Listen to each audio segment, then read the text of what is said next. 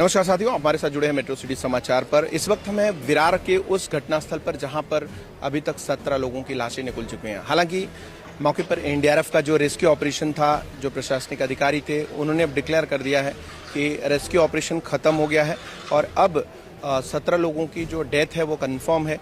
अब इसका मतलब आगे अब आंकड़ा नहीं बढ़ने वाला है।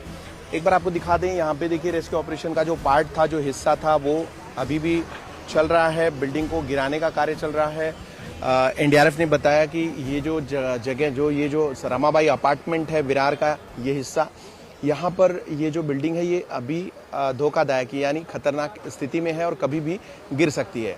तमाम अधिकारी, कर्मचारी और जो यंत्रणा है, मशीनरी है सरकार की, वो यहाँ पे लगी हुई है।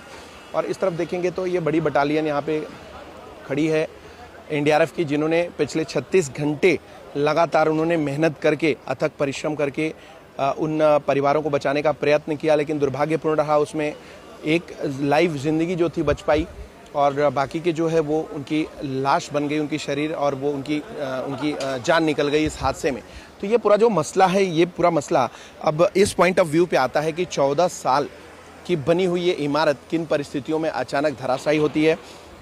और ये जो धराशायी होने वाली जगह है, ये अवैध निर्माण जो हुआ 2014 के पहले, उसमें प्रशासनिक अधिकारियों के ऊपर जो कार्रवाई होनी है वो होगी कि नहीं होगी, क्योंकि इस पूरे प्रकरण में जो विधायक है राजन नाइक, उन्होंने इस पूरे मामले को अधिवेशन में, इसी साल के अधिवेशन में उठाया था और ये कहते हुए कि उन्होंने मांग की थी विधानसभा में कि जो इमारतें हैं जो C1 कैटेगरी की हैं, C2 और B कैटेगरी की हैं, ऐसी 600 इमारतें हैं और लगभग 92 इमारतें C1 कैटेगरी की हैं और ऐसी बहुत सारी इमारतें हैं जो उस कैटेगरीज में धीरे धीरे शामिल होती जा रही हैं। यानी जो अवैध निर्माण है वो सालों पहले हुए हैं और उसमें घटिया तरीके का मटेरियल यूज़ किया जाता है, ये सबको पता है। लोड बेरिंग जो इमारतें होती हैं उनमें यूज़ किया जाने वाला मटेरियल बेहद ही घटिया प्रकार का होता है, जो 10 साल तक हार्डली टिकता है। इसके बाद आपने देखा कि नाला सोपारा में भी इसी तरीके का हादसा हुआ। बिल्डिंग, खड़ी बिल्डिंग अपने आप गिरी और ये जो बिल्डिंग है, ये बिल्डिंग भी, बारिश भी नहीं थी, कुछ भी नहीं था, बारिश तेज आई थी, उस दौरान ये हादसा नहीं हुआ, बच गया। लेकिन बारिश जाते ही ये जो है हादसा ये सामने आ गया। और इसमें आपको बता दें कि 26 तारीख की रात लगभग 11:30 से 12 के बीच का ये हादसा है और उसके बाद यहाँ पे चीख पुकार मच गई।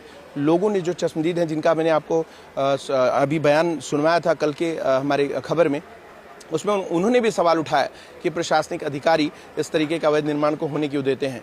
एक तरफ जो है गरीबों के पास दूसरा ऑप्शन नहीं होता, क्योंकि 30 से 40 लाख रुपया, 25 से 30 लाख रुपया नॉर्मली जमा करना उनके बस की बात नहीं है। तो क्या ऐसे में लोड बेरिंग्स बनाए, चौल जो होता है, आपने देखा होगा, चौल अगर 10 बाई 20 की जो चौल बनती है, अगर वो रहती है